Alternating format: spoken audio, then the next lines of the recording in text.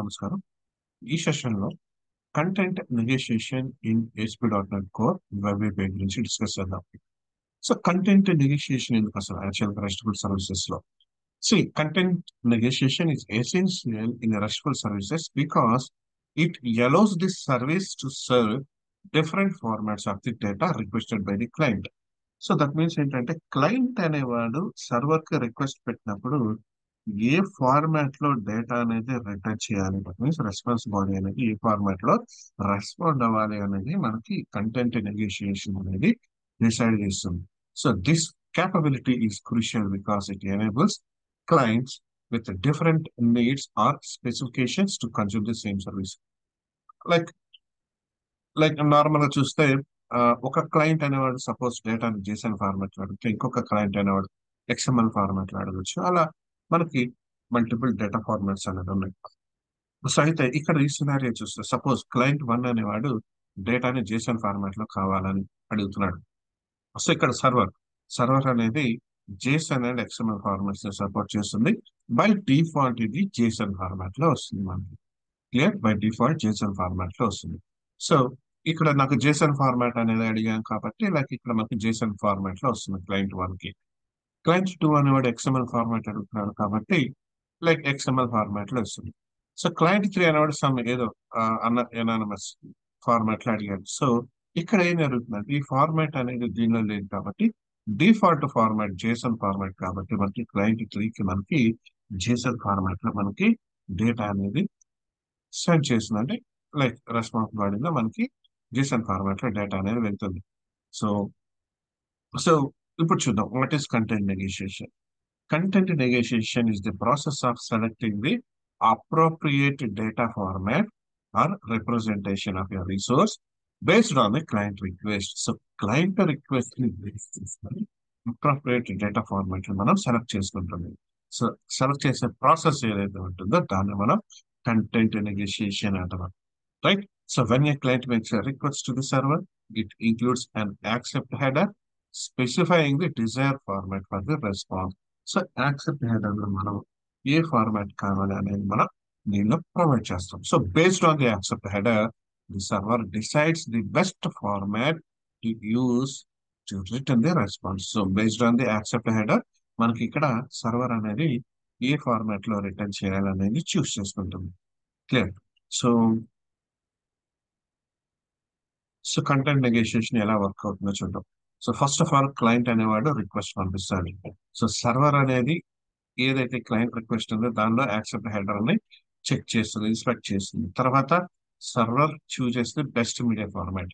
So మనకి ఇక్కడ XML format, JSON format. So best media format choose చేసుకుంటుంది. తర్వాత రెస్పాన్స్ అనేది జనరేట్ చేస్తుంది. రైట్? ఇది కంటెంట్ నెగోషియేషన్ అనేది ఇలా వర్క్ అవుతుంది.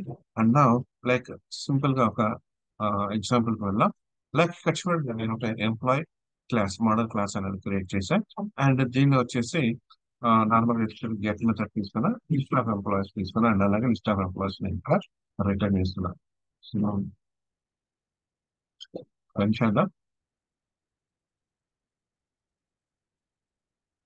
సో డిఫాల్ట్ ఫార్మాట్ వచ్చేసి మనకి JSON ఫార్మాట్ ఉంటుంది. Right? So default format JSON format. So ఇక్కడ చూడండి మనకి ఇది JSON ఫార్మాట్ లోనే ఉంటుంది. రైట్? అండ్ సపోజ్ నాకు XML ఫార్మాట్ నేను యాడ్ చేసుకోవాలనుకున్నాను అనుకోండి. XML ఫార్మాట్ కూడా నేను దీనిలోకి యాడ్ చేసుకోవాలనుకున్నాను. సో ఇప్పుడు నేను ఏం చేస్తాను, ఇక్కడ కంట్రోలర్ ఏదైతే ఉందో దీనిలో XML ఫార్మాట్ నేను యాడ్ చేసుకున్నాను. సో కంట్రోలర్ తో పాటు builder.services.add controller.add XML సీరియలైజర్ format. So ఇది XML ఫార్మాట్ కూడా నేను చూస్ చేసుకుంటున్నాను ఇక్కడ. రైట్? సో అంటే JSON and XML format. So రెండు ఉన్నా కానీ యాక్చువల్ గా నాకు బై డిఫాల్ట్ గా JSON ఫార్మాటే వస్తుంది నాకు ఇక్కడ. సో చూద్దాం.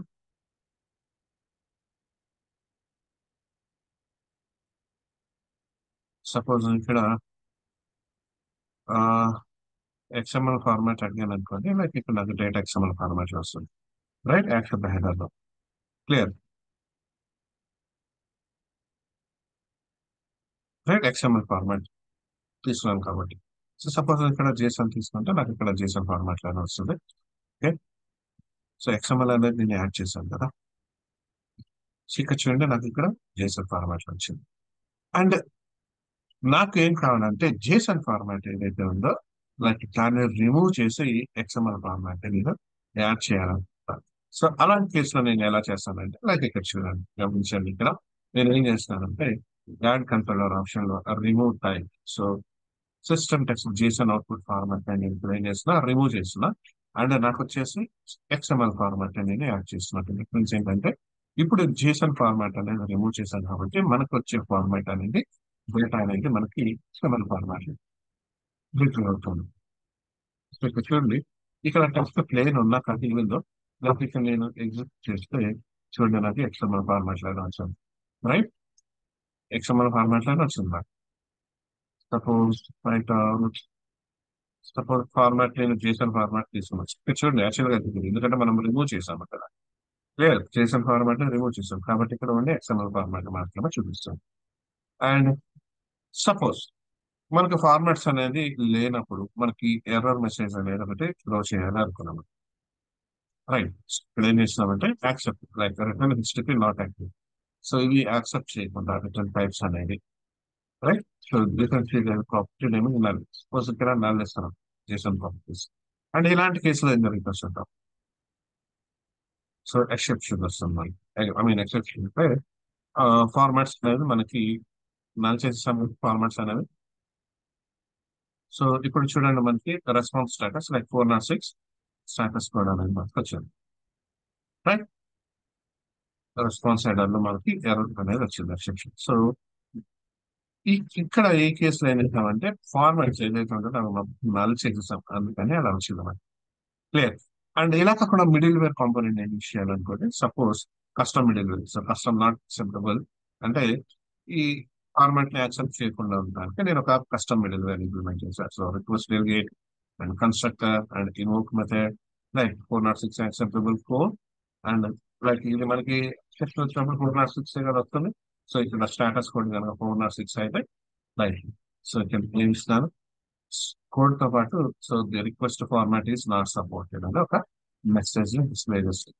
And same content custom middleware component నేను ఇక్కడ రీస్టార్ట్ చేసుకున్నాను. అండ్ ఇప్పుడు చూద్దాం.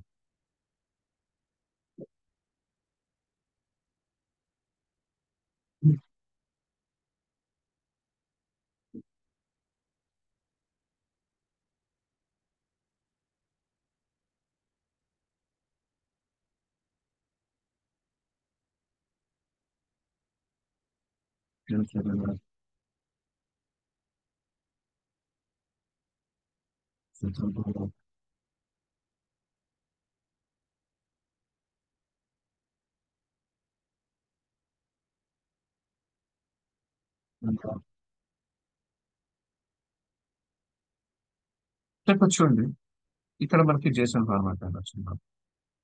క్లియర్. అండ్ ఇన్ కేస్ మనకి ఇక్కడ లైక్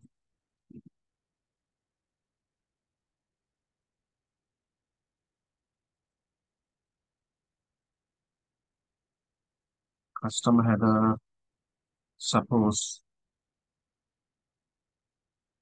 ఇక్కడ ఇది ఎనేబుల్ తీసుకుందాం. సో నల్ ఉన్నప్పుడు అప్పుడు ఎలా వర్క్ అవుతుంది అని చూద్దాం. జేసన్ ఫార్మాట్స్ అనేది నల్ నల్ ఫార్మాట్ లో ఉన్నప్పుడు మిలిటరీ ఫార్మాట్స్ నల్ అంటే ఎక్సెప్టబుల్ లేదు లైక్ అలానే జేసన్ లేదు. సో అలాంటప్పుడు ఎర్రర్ ఏం త్రూ చేయాలని మనం కస్టమ్ మిడిల్ ఇంప్లిమెంట్ చేసాం కదా. So the requested format text plain is not support. Right, so JSON తీసుకుందాం, ట్రై చేద్దాం. So JSON, so JSON format అయితే వచ్చింది. రైట్, సో ఏ ఫార్మాట్ అయితే నేను తీసుకున్నానో లైక్ అది పర్ఫెక్ట్ వర్క్ చేస్తుందో నేను తీసుకున్న ఫార్మాట్ అనేది ఆల్రెడీ అది యాక్సెప్ట్ చేస్తుంటే ఓకే, లేకపోతే మనకి ఇట్లా ఎర్రర్ అనేది త్రో చేస్తుంది.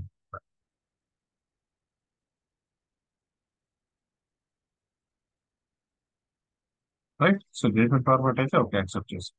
టెక్స్ట్ అయితే యాక్సెప్ట్ చేయండి ఎందుకంటే మనం సో ఆ ఫార్మాట్ మనం యాడ్ చేయలేదు కాబట్టి. రైట్, సో అందుకని మెసేజ్ అనేది వస్తుంది మనకి. సో ఇది content negotiation. So content negotiation మీద ఇలా వర్క్ చేస్తాం. క్లియర్. సో దట్ మీన్స్ ఏంటంటే like controller first of all ఏం చేస్తామంటే ఎక్స్ఎంఎల్ ఫార్మాట్ యాడ్ చేసుకున్నాం. అడిషనల్ గా సపోజ్ జేసన్ ఫార్మాట్ కాదు ఓన్లీ ఎక్స్ఎంఎల్ ఫార్మాటే కావాలంటే లైక్ జేసన్ ఫార్మాట్ రిమూవ్ చేసుకుంటాం, ఎక్స్ఎంఎల్ ఫార్మాట్ యాడ్ చేస్తున్నాం. అలా కాకుండా ఏదైనా ఎగ్జిస్టింగ్ లేదు అనుకోండి, సపోజ్ ఫార్మాట్ అనేది అంటే జేసన్ ఫార్మాట్ ఎక్స్ఎంఎల్ ఫార్మాట్ కాకుండా అదర్ ఫార్మాట్స్ ఉంటే నాకు 404 ఎక్సెప్షన్ కావాలి. ఐ మీన్ 406 ఎక్సెప్షన్ లేదా 406 స్టాటస్ కోడ్ అనేది డిస్ప్లే చేయాలి.